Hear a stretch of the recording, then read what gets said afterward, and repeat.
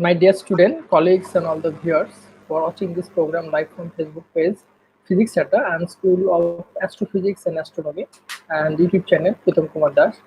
I would like to welcome you all to our International Physics webinar. So, good evening, all here in Bangladesh, and a very good morning to all those who are watching this program live from USA. So, today it's our 181st International Physics webinar. So, we are trying to adjust with this new normal situation. So today, I would like to welcome you all to a joint session between the Department of Physics, Pabna University of Science and Technology, and the Department of Physics and Astronomy, the University of Oklahoma, and the USA. And we have with us here today Dr. Ferah Munshi, Madam, Assistant Professor, Department of Physics and Astronomy, University of Oklahoma, USA, and she has already connected with us. So I'd like to welcome our speaker. So, Madam, good morning and good evening here. So thanks for accepting our invitation. It's my honor and privilege to host you in our International Physics webinar. So before going to you, I'd like to introduce you with all of our students and viewers. And so dear student and viewers, I think you have already come to know the title of this today's International Physics webinar. Title is Can We Constrain Dark Matter at the Limits of Galaxy Formation? And our speaker is Ferah Munshi, Madam, Assistant Professor, Department of Physics and Astronomy, the University of Oklahoma, USA. And you can see the abstract. Dwarf Galaxies provide a very important and intriguing laboratory for the study of dark matter physics. She will present results from extremely high resolution, fully cosmological simulation that contain many isolated dwarf galaxies, as well as the satellite dwarf galaxies. Together, they create the largest collection of high-resolution simulated dwarf galaxies to date, and the first collection of to resolve ultra-faint dwarf galaxies in multiple environments. With this flagship suite, she can statistically characterize dwarf galaxies in order to constrain dark matter physics. She will present results answering the following key question: what testable prediction can they make to constrain dark matter at the lowest dwarf masses?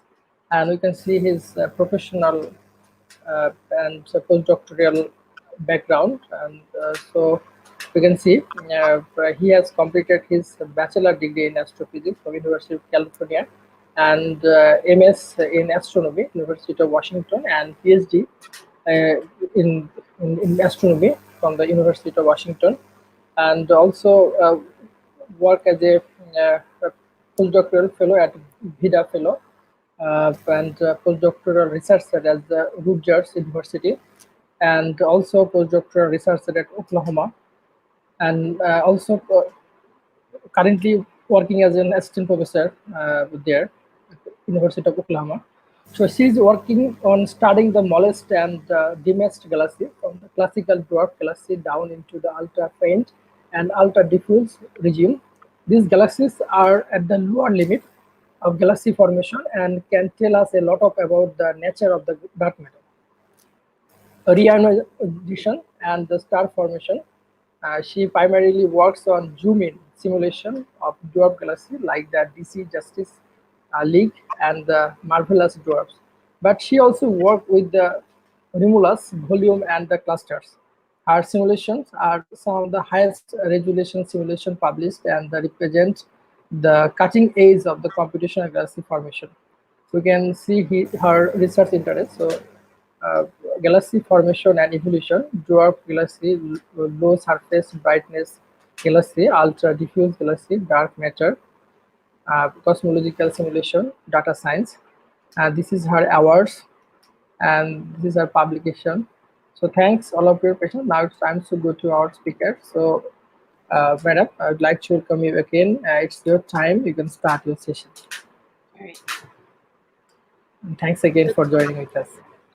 No, thank you for the invitation, and I'm really excited to be here. So today I'm going to talk to you about dark matter at the limits of galaxy formation. And this work has been done in collaboration with a lot of really smart people that I've highlighted here on the slide.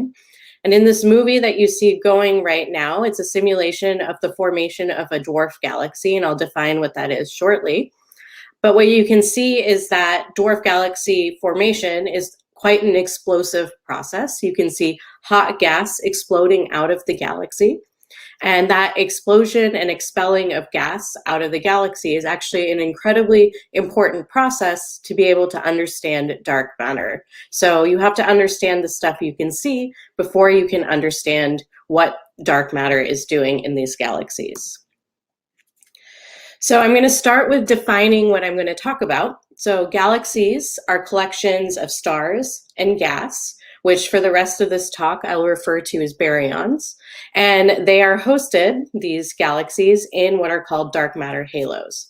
So the galaxy you're probably most familiar with is our galaxy, the Milky Way. And this is a picture in the center of the Milky Way galaxy. It's a spiral galaxy with beautiful spiral arms.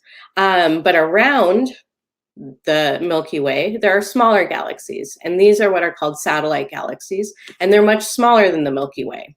Okay, and so these are dwarf galaxies, which are galaxies smaller than the Milky Way, and they're satellites of our galaxy. So some of them that you might be familiar with are the Large and Small Magellanic Clouds. These are probably the largest dwarf galaxies in our neighborhood. So what do? I use galaxy simulations to figure out how dwarf galaxies form and evolve. So I want to understand how galaxies come to look as they do today. In order to do this, I have to understand the dark matter halos in which these galaxies form and in which they live. Okay, and so the tool that I use are N-body and SPH simulations. So I'm going to define what an N-body simulation is. So it's a method of modeling a dynamic system of particles under the influence of a physical force. So in our case, our galaxy is operating under a physical force, and that physical force is gravity. And so our stars and our dark matter are essentially acting under the influence of gravity. So that's our important force for the stars and dark matter. But these are N-body and SPH simulations. So what does the SPH mean? SPH stands for smooth particle hydrodynamics. And that's a computational method for simulating fluids. In our case, the fluid in our galaxy is the gas in the galaxy. And so what SPH does is divides up the gas into discrete elements, which are referred to as particles. And these particles obey the laws of fluid flow, okay? So the equations of hydrodynamics. And when I say that these are cosmological simulations, what I'm saying is that I'm simulating them from the Big Bang all the way to present day. So in this movie that you just saw that I paused, I kind of broke it up in a simulation into its parts. So at the bottom, you're seeing the stars, and those are, operating under gravity. And in the top, you're looking at the gas, which is operating under the SPH part. So in this movie that I'm going to play for you, it's from one of my collaborators, and he goes through and kind of breaks down in a simple form the idea behind galaxy simulations and why they're so cool. This is a galaxy. Okay, so it's not a real galaxy. For one thing, we can't do this with real galaxies. No, galaxies are too big to fly through. This is a digital galaxy. A digital galaxy really looks like this. Vast numbers of numbers detail the distribution of mass in the Big Bang of the virtual universe. A computer uses the laws of physics to evolve the universe through time. Here is the dark matter, which is best known for being dark. But in the virtual world, anything can be illuminated. Dark matter can be green, if you like green, which I do. The visible universe looks more like this. Well, actually, that's a bit of a cheat too. We're taking virtual pictures of the gas, the stars, and the gas that's turning into new stars, giving them any color we like, then combining the layers. But it's not too much of a cheat. Pictures of real galaxies are often colored in this way too. Wait a few billion years in the real universe, or a few hundred years for a computer, or a few months if you've got a supercomputer, and then you have a galaxy. Well, you could have just looked at the sky. But we still make virtual galaxies because they help us study where the real ones came from. All right, so the beauty of galaxy formation simulations is that you are able to rewind through time to be able to understand how the galaxy came to look as it did in present day. There are many different types of galaxy formation simulations. They're divided mainly into two groups. They're the hydrodynamic simulations, which I just described to you, and then there are grid-based Eulerian simulations that are a little bit different than the ones that I described to you. For a little bit of background, the grid-based simulations, instead of dividing things into particles, divide the volume into cells. So, dividing it into cells, and in each cell, they calculate the equations of physics. Okay, and sometimes these cells are squares and sometimes they're unstructured. So you see that unstructured moving mesh. There are some very famous grid-based galaxy formation simulations that you might have heard of, including the Illustris simulations, the Fire simulations, as well as the Caterpillar simulations. But today I'm focusing on hydro simulations, in particular using the code that I love, Changa. And I'll be focusing on my simulations, but there are many different types of hydrodynamic simulations, including the Fire simulations as well, and the Eagle simulations, which you may have heard of. So there are different simulation suites out there, and I want to tell you why the simulations I'm presenting to you are state of the art. And so in this little scorecard that I'm showing you here, I'm grading each simulation based on 3 criteria. Can they resolve the detailed internal processes in the galaxy? So can they look at a galaxy and see how stars are forming, how the gas is flowing? Can you also create a large volume where there are many galaxies in your volume? And then can you also simulate the biggest structures in the universe, like galaxy clusters? And so you can see here that the simulations that I'm describing to you here using Changa can do all 3. They can create zoom-in simulations, they can produce large volume simulations, and we have a very large dynamic range that we can simulate from the faintest galaxies that I'm going to tell you about today to the largest structures in the universe, like galaxy clusters. And so this is what makes our code and our simulations state of the art. So I've told you that galaxies are made up of stars, gas, and dark matter, and the majority of the mass of a galaxy is in dark matter, and dwarfs are extremely dominated by dark matter.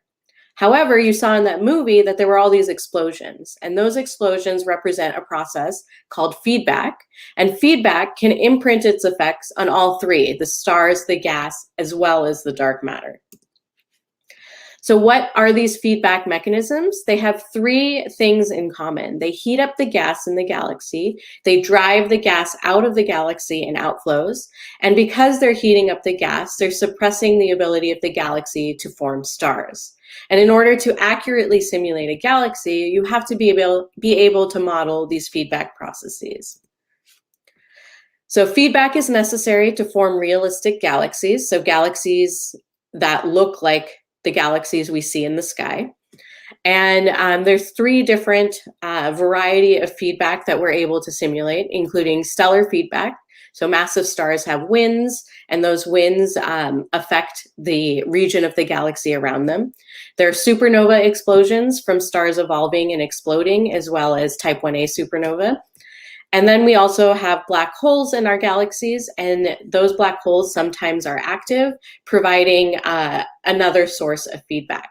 And depending on the mass of your galaxy, different sources that I've described to you here have varying importance. So in dwarf galaxies, stellar and supernovae feedback are most important, though some dwarf galaxies do host an active black hole, so black hole feedback sometimes is also important in dwarf galaxies. So the reason dwarf galaxies are so exciting and such great laboratories for studying dark matter is that they challenge how we think dark matter works. So we've always assumed that dark matter follows this cold dark matter paradigm. What that means is that we assume that dark matter is some massive particle that we can't see, It's cold in the sense that it is not moving at relativistic speed, so it's relatively slow. And the dark means it does not interact in any way except gravitationally. So there is no electromagnetic kind of interactions. And for many years, that was great. That was all we needed to be able to make galaxies. However, as we pushed down into dwarf galaxies, challenges started to appear to this cold dark matter paradigm. And I've listed some of them here, okay? I don't have time in this talk to go over all of them, but these are the traditional challenges to cold dark matter that dwarf galaxies present. However, in the last 10 years or so, we realized that the stuff you can see can affect the dark matter. So in order to simulate a galaxy, you not only are simulating the dark matter, but you're simulating the baryons. And if you include baryons in your dwarf galaxy simulation, as you can see by this scorecard, you actually solve a lot of these small scale problems. However, that doesn't mean that cold dark matter is right. You could have warm dark matter, which means that instead of moving slowly, your massive dark matter particle moves a little bit more quickly. Or you can have self-interacting dark matter, where your dark matter can interact with itself in some way that it's not interacting with baryons, so regular matter. And those interactions have consequences in the structure of the dark matter halos. And so you can see that these alternative dark matter paradigms can also solve some of these small scale problems, okay? However, you've noticed that I didn't include baryons in these alternative dark matter paradigms. So if we go ahead and include baryons in warm dark matter and self-interacting dark matter, what you can see is that all three of these paradigms, cold, warm, and self-interacting dark matter with baryons, can solve these small scale challenges. So the question now becomes, if you're including baryons in your galaxy formation simulation, how can you take out their effects in order to ascertain which model of dark matter best matches our physical universe? And that is the current challenge that dwarf galaxy simulations are trying to solve. So here are the key problems. As I said on the previous slide, can we continue to understand the formation and evolution of dwarf galaxies in our usual cold dark matter and baryon model that we've loved for 50 or so years? Or do we need alternative dark matter models? Because with baryons, they look just the same as cold dark matter. So is there a smoking gun that we can use to see which dark matter model is correct? So I told you I'm not going to be able to describe all these problems, but I will describe one of them in more detail. So this is what's called the core cusp problem. And so what that means is if you look at a slice of a dwarf galaxy and you look as a function of radius, what the density of dark matter is doing, based on collapse under gravity, we expect the red line, which is called a NFW, Navarro-Franken-White dark matter profile. And in particular, that profile has a steep inner slope of about -1. So if we were to believe gravitational collapse into mostly spherical dark matter halos, we would predict that red line. However, when you go look at nature and you measure the dark matter profile of dwarf galaxies in our neighborhood, you get something that looks like the blue line.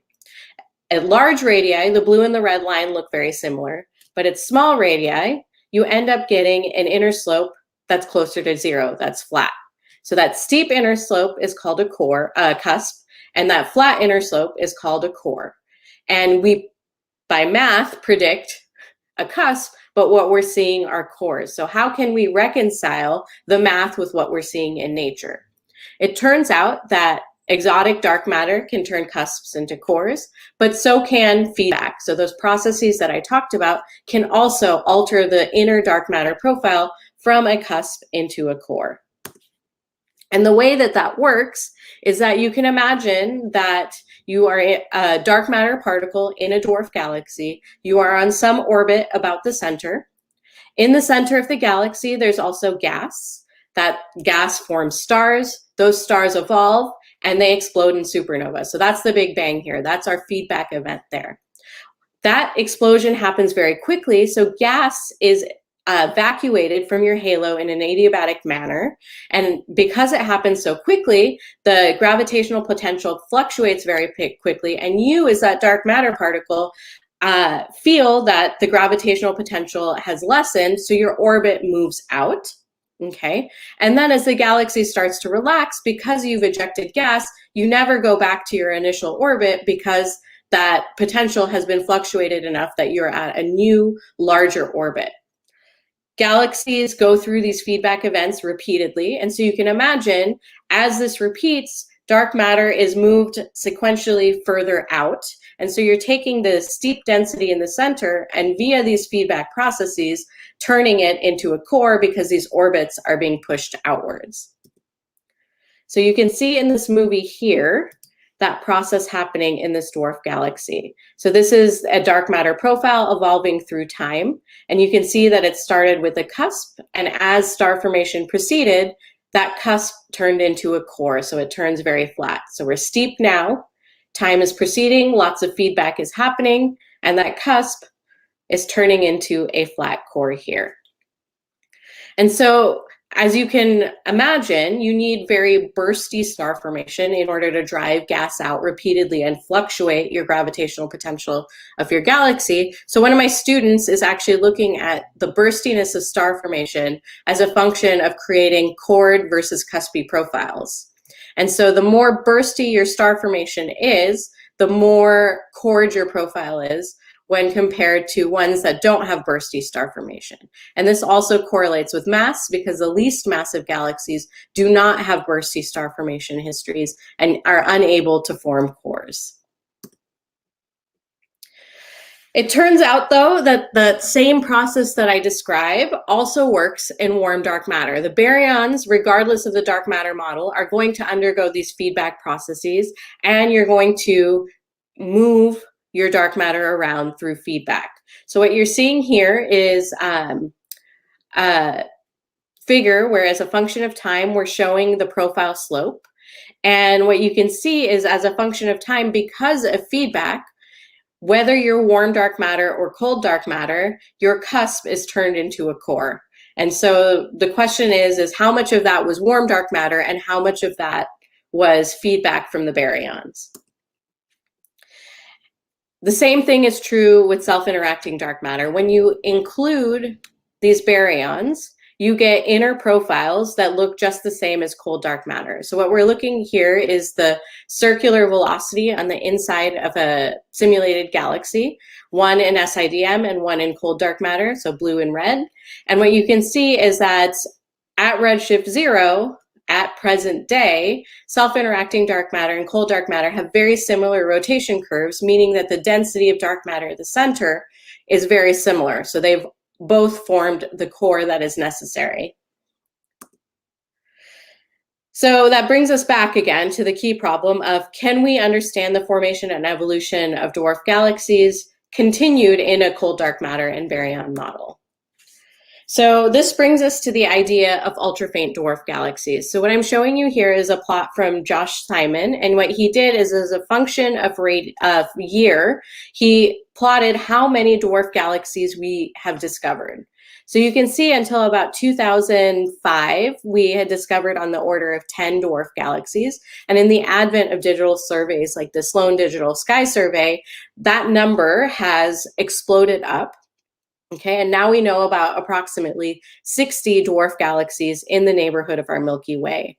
And what's neat about these new dwarf galaxies that we're finding is because of digital surveys, we're able to probe fainter and fainter galaxies. And so most of these new galaxies that we're finding are what are called ultra-faint dwarf galaxies. And they're defined as having a stellar mass below about 10 to the 5 solar masses.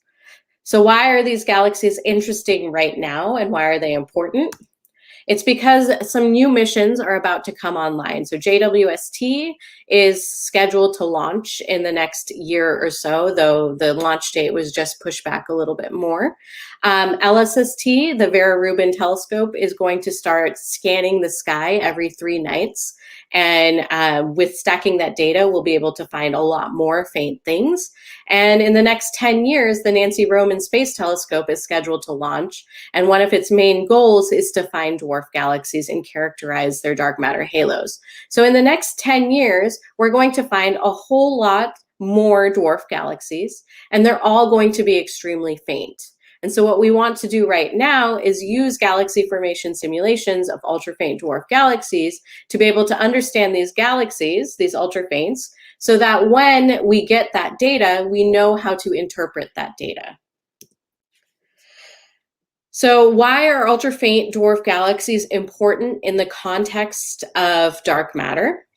Well, as I said on a previous slide, these smallest dwarf galaxies don't have bursty star formation histories, so they don't undergo those potential fluctuations that cause a cusp to turn into a core. So we expect ultra-faint dwarf galaxies to have cusp profiles. However, if we discover that they actually have cores, that's not possible in cold dark matter, and that would be a smoking gun saying cold dark matter is no longer the favored paradigm, and maybe warm dark matter and cold dark matter are more accurate at describing our universe. However, we've seen that baryonic effects can affect any kind of dark matter, whether it's warm, cold, or self-interacting. And you can see that here. If we plot the inner slope as a function of galaxy mass for a bunch of simulations in self-interacting dark matter and cold dark matter with baryons and without baryons, you get very similar trends. You go from chord profiles at higher masses to cuspy profiles at lower masses. So what we have to do is separate the effect of the baryons out from the effect of the dark matter. So with so many simulated dwarf galaxies that I will tell you about, can we constrain observable consequences of core formation? How do we know that cores are actually forming in our dwarf galaxies? So one of the ways that we know that is through what are called radial age gradients. And these radial age gradients are ubiquitous against massive or across massive and classical dwarf galaxies. So the dwarfs where we expect there to be dark matter cores. And so in our simulated dwarf galaxies, we see this trend where the older stars are on the outside at larger radii, and the younger stars in blue are on the centers of the halos, okay? And so we have this young to old age gradient in our dwarf galaxy.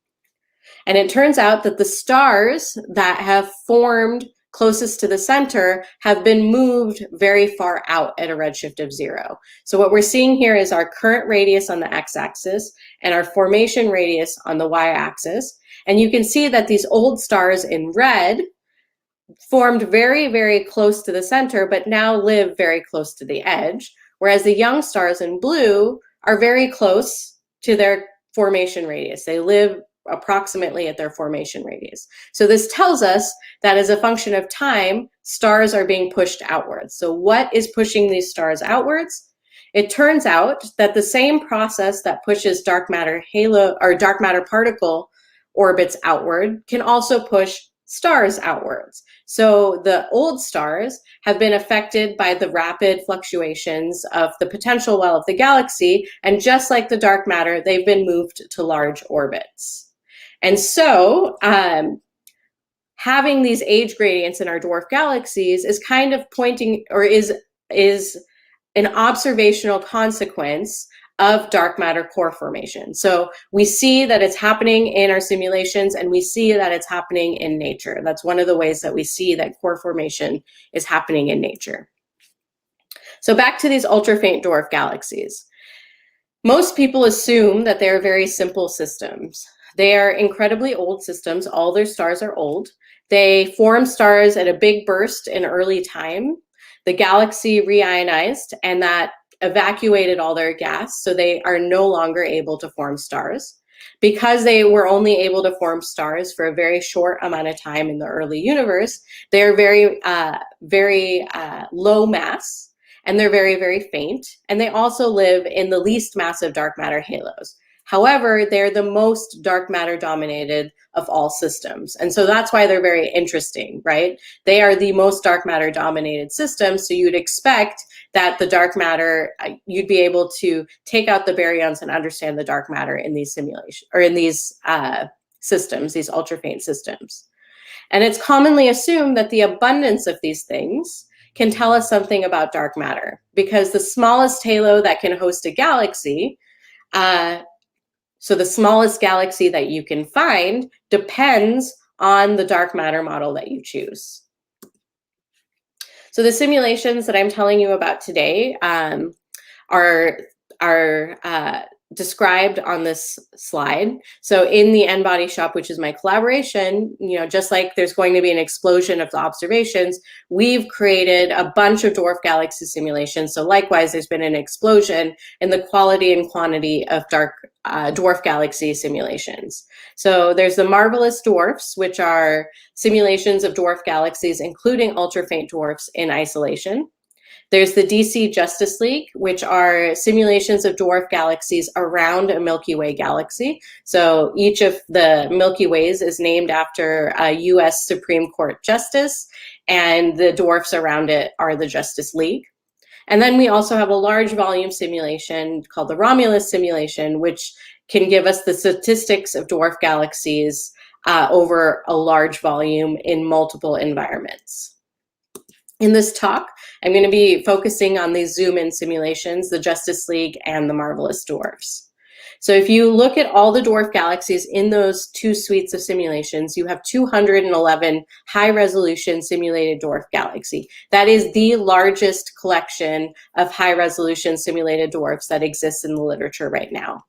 So this is the state-of-the-art sample to study the questions that I've outlined for you. And just for reference, when I did my PhD, I studied dwarf galaxies even then. I only had 16 simulations to work with. And now, on the order of 8 years later, we have on the order of 10 times as many dwarf galaxies that we can start doing statistical analysis with. So this is the full sample of simulated dwarf galaxies. I'm showing you the sample on what is called the stellar to halo mass relationship. So on the x-axis, on the left plot, we have halo mass at a redshift of 0, so total mass at a redshift of 0, and stellar mass on the y-axis. On the right plot, we have halo mass when that dark matter halo was at its most massive, versus stellar mass on the y-axis. And what I want to show you here is that we are resolving dwarf galaxies into the ultra-faint range. So we are probing down below 10 to the 5 solar masses, down to about a few hundred solar masses with this simulated galaxy formation sample. And we are the only group to be able to do that in multiple environments, so in isolation and also around a Milky Way. So with a simulation sample like this, what can we do? We can start to constrain the abundance of ultra-faint dwarf galaxies and understand how they populate their dark matter halos. So in this movie, we're looking at Captain Marvel, one of the Marvelous Dwarf simulations, and we're zooming in on the most massive halo. On the right, we're looking at gas density. On the left, we're looking at dark matter density. And what you can see is that there's a lot of substructure in dark matter, but not much substructure that you can see in gas. So there are a lot of dark halos. And that this galaxy is extremely tiny. But in this movie, if I go back to the end here, you can see evidence of feedback. You can see these shells of gas that are exploding out, and that is because of star formation and rapid potential fluctuations. So how can we use these galaxies, these simulations, to understand future observations? Future observations are going to start counting these galaxies, meaning they're going to populate the low mass end of what's called the mass function. And so that's what we tried to do here. So in this plot, I am showing you Captain Marvel, but I have run Captain Marvel with two different ways of forming stars. There's a simple way of forming stars where we say, if your gas is cold and dense, it's going to turn into a star. And then there's a more complicated way, which is called the H2 way, where we tie the formation of stars to the fraction of molecular hydrogen in your gas. And in one way of forming stars, you form a lot of ultra-faint dwarf galaxies, and in the other way of forming stars, you only form 2 ultra-faint dwarf galaxies. And so if you extrapolate that to what future telescopes might find, that effect is actually appreciable. So in these mass functions, which have stellar mass on the x-axis and number of galaxies predicted to be found on the y-axis, you can see between the green and the blue that there's a difference in the number that you'd predict and the slope of these mass functions depending on how your simulation forms stars. So the number that you predict depends on how star formation proceeded in the early universe. And simulations can't do that very well. Any predictions that you make are going to depend on the model that your simulation has for star formation and for feedback. And this is something that we didn't have to care about before because we were unable to simulate ultra-faint dwarf galaxies. So in this paper of mine, we were the first to point out that, hey, this is going to be a problem for understanding ultra-faints because we can't even understand the dark matter, or the baryonic matter, the stars. How are we supposed to understand anything about the dark matter? So why didn't we care before? It turns out that at classical and more massive dwarf galaxy masses, the details of your star formation and your feedback don't matter. So in this top figure by Samantha Benincasa, one of my collaborators, she changed the different feedback and star formation mechanisms in our galaxy and looked at the detailed profile of pressure, which ties to star formation, by changing all those parameters, and you can see that they all stayed relatively consistent, okay? And Charlotte, another one of my collaborators, looked at star formation, different types of star formation as a function of outflows, so how much feedback is coming up out of this galaxy, and it didn't really matter what the star formation recipe was. And that's because at these more massive scales, because star formation is continuous and we have it happening over the whole lifetime of the galaxy is able to self-regulate. However, in ultra-faint dwarf galaxies, you just have one burst of star formation and that's it. So there is no self-regulation that can occur. So that brings us back to this plot that I showed you before, the stellar to halo mass relationship. And what you can notice is that there's a lot of scatter in this relationship. So there's a lot of scatter in how these galaxies populate their dark matter halos. At high masses, that scatter is small, and that's probably due to that self-regulation I talked about. At low masses, however, that scatter becomes incredibly big. And so is there an effect of that scatter, that stochasticity, that lack of self-regulation on observables that we might see from these telescopes that are coming online? It turns out that this is a really hard problem to solve because the faintest galaxy that I can resolve in a simulation depends on the resolution, the mass resolution of my simulation. There is only a certain mass galaxy that I'm able to resolve in my simulation because computationally we have to be able to do it on a supercomputer in a reasonable amount of time. And so what you can see here is that the number of galaxies that you form, so the number of dark matter halos that are occupied by a galaxy, so that's what FOC is, depends on your mass resolution. So if our mass resolution is 10 to the 4 solar masses, we get something that looks like this black line. But if our mass resolution is less and it's only 10 to the 7 solar masses, we get this line. But in nature, we know that all galaxies until approximately 10 to the 8 solar masses, all halos, are populated by a galaxy. So you can see that simulations, so our simulations are in this black line, black dashed line here, do not capture all the galaxies that should exist. So how do we deal with that with our simulations in order to make accurate predictions? What we do is we apply a probabilistic model that assumes, because we know that the halos that don't host a galaxy, where they should host a galaxy, have a galaxy in them, and we populate them in a probabilistic way that follows the scatter that we predict in our simulations. And so what that does is it steepens the slope of what's called the stellar to halo mass relationship. because a lot of galaxies that are down here ended up populated, so we're pulling that relationship down, okay? So what does that mean in terms of predictions that we make for the stellar mass function? Having scatter that grows as you approach this, the ultra-faint dwarf galaxy range actually changes the slope of the stellar mass function. And so that's outlined here in the oval. So we have stellar mass on the x-axis, we have number of galaxies that we expect to see on the y-axis in our local neighborhood. And you can see that in the orange and blue, which lie on top of each other, which are no scatter and constant scatter, you predict one slope. But if you incorporate the scatter that the simulations that are predicting, that is growing as you go to these ultra-faint dwarf galaxies that are unable to self-regulate, you actually predict more galaxies and your slope is a lot steeper. Another thing that is upcoming, something that I intend on studying, is these dwarf galaxies in my joint sample span a variety of environments. They're isolated ones, there are satellite galaxies, so in the potential of the Milky Way, and then there are what are called splashback galaxies, which have passed near the Milky Way and have gone out to be in isolation. And you can see that as a function of the environment, how they occupy their dark matter halos changes. You can see that evolution. So in satellites, you have higher stellar masses than you do in the field for a given dark matter halo. And so that's something that hasn't been studied in detail before, especially in ultra-faint dwarf galaxies. And so that's an upcoming paper.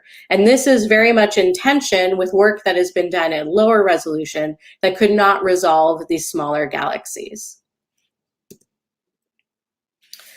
So being the only simulations that also track black hole growth in dwarf galaxies, can we use black holes to constrain dark matter in these galaxies? And this is really important because this may have a signal that is detectable by LISA, a future gravitational wave mission. That's probably going to be up in the 2030s or 2040s. So in this plot, I've shown you my full sample again. And outlined in the black stars are my dwarf galaxies that host a black hole. So not all dwarf galaxies host a black hole. At higher masses, you can pretty much be assured that all your galaxies host a supermassive black hole at the center. That is not the case for dwarf galaxies. And the way that we form these black holes in our galaxy is similar to what's called the direct collapse scenario. So in the early universe, you have massive gas clouds. And if you have a dense enough gas cloud, it can collapse and it won't form a star. It'll continue collapsing because of its mass straight into a black hole. And that black hole continues to grow at the center of a dark matter halo. And you're able to then produce a supermassive black hole at the center of your galaxy. So we do the same thing if a gas particle is very dense and it's very cold and it doesn't have a lot of metals in it, that gas particle turns into a black hole seed, okay? And so it's very similar to the conditions of our star formation. And what that means is that these massive black holes, because you can't have a lot of metals, you can't have enriched gas, they all form at high redshift, okay? So we formed these in our galaxies, and it turns out in dwarf galaxies, unlike in more massive galaxies, your massive black holes don't necessarily live in the center of the galaxy. And sometimes you have more than one in your galaxy. So you're looking at one of the marvelous dwarf galaxies. The gray cross is the center of the galaxy, and the red stars are where our massive black holes are located. And so what you can see is that they're very much off-center and that there's more than one. And they're so off-center in some cases. So you're looking at distance of halos from the center as a function of number of black holes, that there are a bunch of them that are wandering beyond the disk of the galaxy, beyond the stars of the galaxy in the stellar halo. And that is a new prediction that we are able to make. So how does this tie to stuff that we want to study? It turns out that having these off-center black holes is caused by the formation of cores. So off-center black holes tend to live in cored galaxies, whereas massive black holes that live in the centers of their dwarf galaxies have cuspy profiles. Okay, so we just put out a paper that makes this prediction. And the reason that we have off-center black holes that cannot go back to the center because of these cores are because of mergers. Because these massive black holes aren't supermassive, they get knocked around during mergers, are off-center, but because of the formation of cores, cannot travel back to the center of the galaxy. And so in self-interacting dark matter, even without baryons, we predict larger cores down to lower masses. And so that means if self-interacting dark matter is our favored paradigm, we expect to find more of these off-center black holes, and we expect to have more off-center black hole mergers in the early universe, which would be detectable by LISA. So looking at off-center black holes in dwarf galaxies might be a way to distinguish between dark matter models. And so this is looking at mergers in the marvelous dwarf galaxies. And we're looking at a signal to noise plot for LISA, where dark red is definitely detectable and blue is detectable, but not at that high signal to noise. And what you can see is that a lot of these mergers are in the region where LISA will be able to detect them. And so my grad student, Jordan Van Nest, is looking at this as part of his PhD work. So I've told you that it's going to be incredibly hard to understand the formation and evolution of dwarf galaxies, in particular ultra-faint dwarf galaxies, because baryons are incredibly hard to understand. So is all hope lost? Can we still figure out something about dark matter models? Well, first, we have to understand that baryonic physics, okay? And we have to be able to interpret that baryonic physics. And we now have to create samples of dwarf galaxies simulated with baryons in alternative dark matter. And so that is what I'm currently working on. So I'm creating the largest suite of self-interacting dark matter simulations with baryons to compare to cold dark matter to see if I can take out the effect of the baryons and find a smoking gun that points to either cold dark matter or self-interacting dark matter, okay? And so one of the ways that we're aiming to do this is to look at the shapes of these dark matter halos. So the shape of the stellar distribution in a dwarf galaxy follows the shape of a dark matter halo distribution. And in self-interacting dark matter, you predict very spherical distributions, whereas in cold dark matter, you predict non-spherical distributions. It turns out that the Nancy Roman Space Telescope will be able to measure very accurately the shapes of dark matter halos. And so if they turn out to be spherical instead of oblate, so non-spherical, that is a smoking gun saying, hey, dark matter is probably self-interacting. So we're working on a paper to measure this with our simulations and how big the signal needs to be. Additionally, the rotation curves might tell us something about self-interacting dark matter versus cold dark matter. So what you can see here outlined in this box is that there are very few simulations, either in cold dark matter or self-interacting dark matter, that span the full range of observations in gray, kind of at these higher masses. And so we're creating the largest simulation suite in this mass range in both cold and self-interacting dark matter. Okay, and what you can see is that there's a broad diversity of points in there. Some have very high inner velocities, some have very low inner velocities. And cold dark matter on its own is unable to produce that variety. Self-interacting dark matter naturally produces that. However, no one has explored this with baryons. So we hope to explore this, including baryons, to see if this diversity in rotation curves can tell us something about CDM versus SIDM. Additionally, we can look at the Romulus simulations for some clues. So like I said, they're a large volume simulation as well as the simulation of a galaxy cluster. And you can look at the number of off-center black holes statistically. And you can see if you can ascertain, based on how off-center they are in more massive galaxies, whether you have warm, self-interacting, or cold dark matter. And so we just got a whole bunch of computational time on supercomputers to study this. And we can also test out different ways we think black holes form. So right now we model black holes forming by direct collapse, but we don't know that that's how they form because we can't see the early universe when they're collapsing. So sometimes people think that the very first stars collapsed into seed black holes. Some people think that star clusters collapsed into seed black holes. And so one of the things that we're hoping to test is how the collapse of these black holes in these different ways affects how off-center they are and how we can constrain dark matter. And we're running some new flagship runs to be able to do this. So these will be some of the most massive high-resolution simulations, and they will be a legacy data set that no one else is able to do. And we're the only ones with the computational time to be able to do this. And as you can see, we overlap with a lot of current and upcoming surveys, so including gravitational wave surveys like pulsar timing arrays and LISA. So my take-home message is that the current generation of simulations that I have has significant predictive power for upcoming surveys from Vera Rubin, JWST, and Nancy Roman.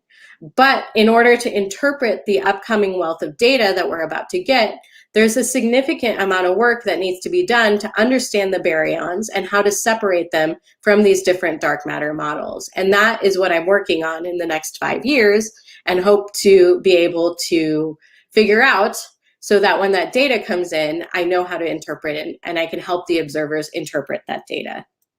So with that, I am happy. Hello? Okay, there we go. I'm happy to take questions and talk to you guys some more.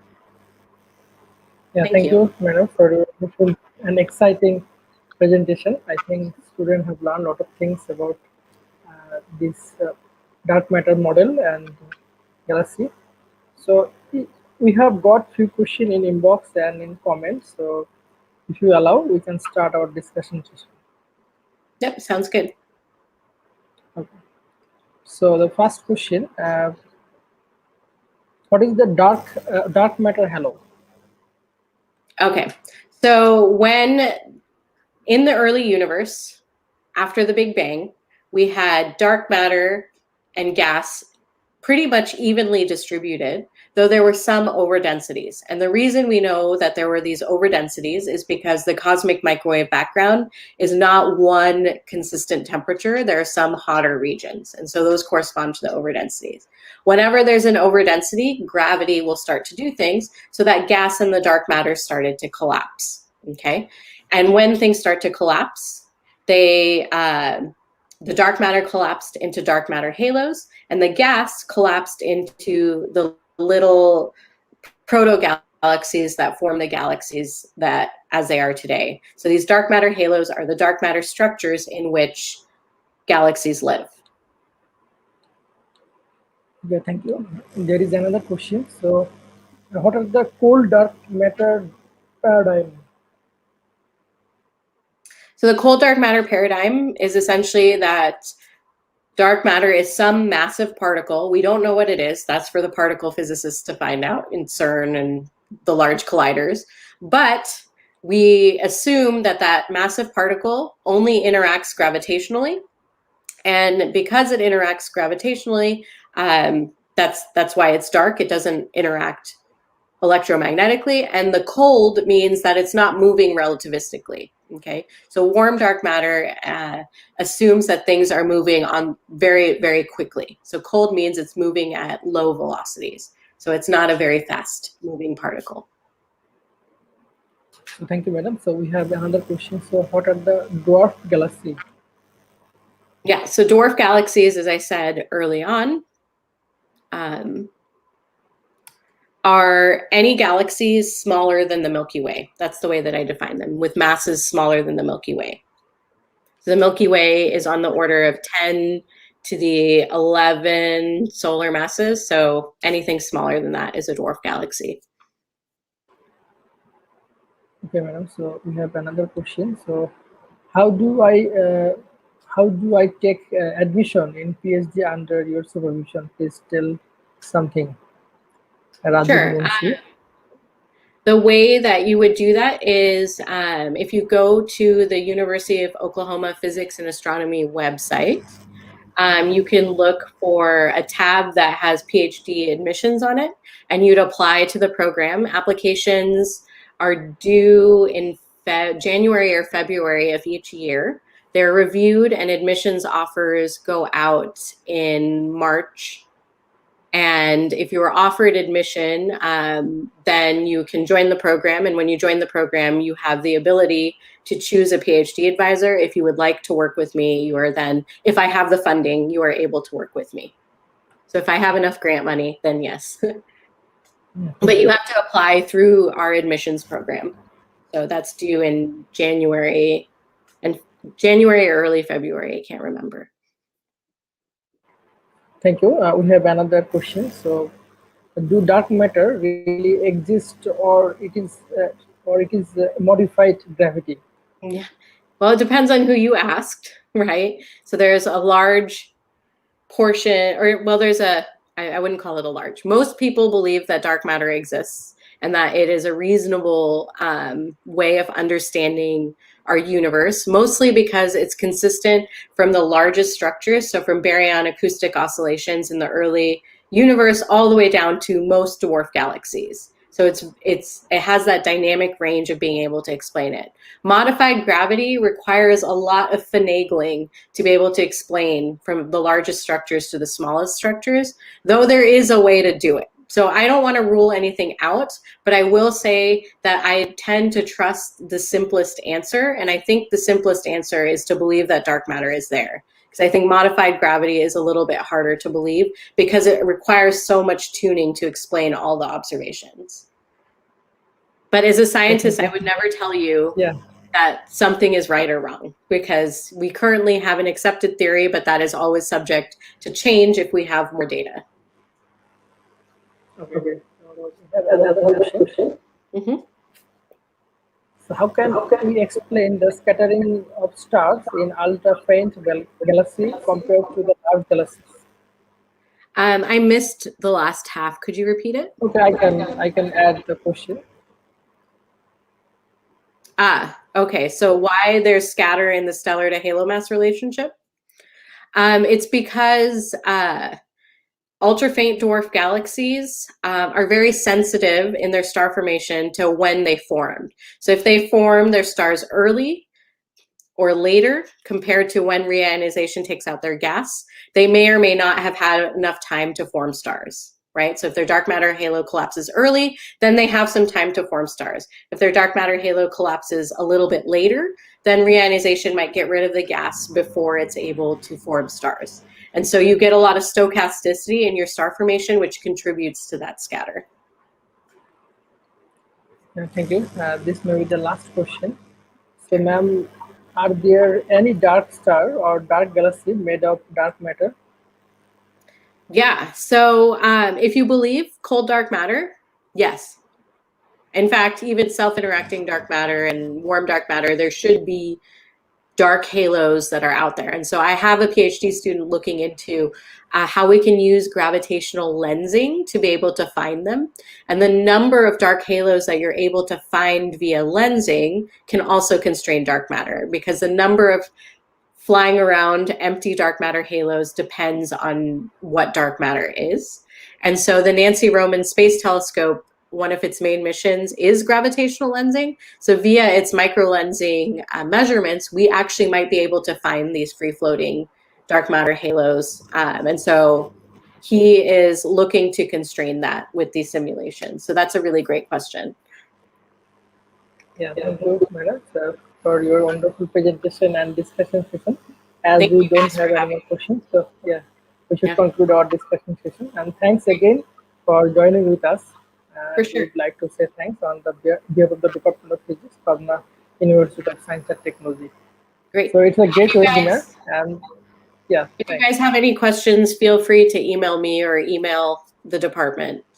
We'll be happy to answer them. So as the video will stay remain in the Facebook and YouTube, I think anybody can ask question later also. Okay. And one thing that I did want to mention is that the department not only does astronomy, we also do a lot of other physics.